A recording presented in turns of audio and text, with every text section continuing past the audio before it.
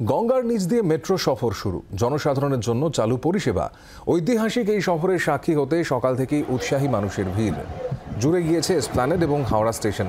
গঙ্গার নিচে 520 মিটার এই মেট্রো পথ যেতে সময় লাগছে 45 সেকেন্ড। গঙ্গার নিচে সুড়ঙ্গে জ্বলছে নীল আলো। এই আলোই বুঝিয়ে দিচ্ছে ট্রেন এখন গঙ্গার নিচ দিয়ে চলছে।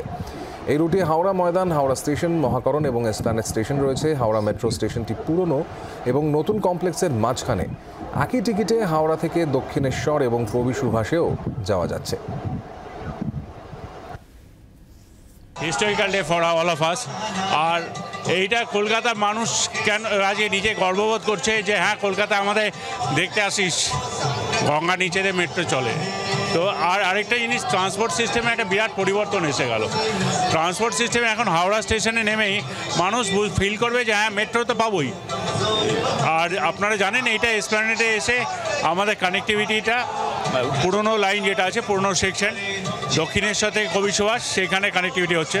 আবার কবি সুভাষও গিয়ে কানেক্টিভিটিটা হচ্ছে এই কবি সুভাষ থেকে হেমন্ত মুখার্জি পর্যন্ত। এর মধ্যে অনেক কিছু হিন্ড্রেন্সেস আছে যেটা সম্পূর্ণ রেলের হাতেও নয়। তো সেই জায়গায় দাঁড়িয়ে আমরা চেষ্টা করি হোপফুলি বাই অগাস্ট কি পুজোর মধ্যে আমরা এটা করার একটা টার্গেট নিয়ে চলছি। বাংলার আওয়াজ, বাঙালির আবেগ, জি 24 ঘন্টা।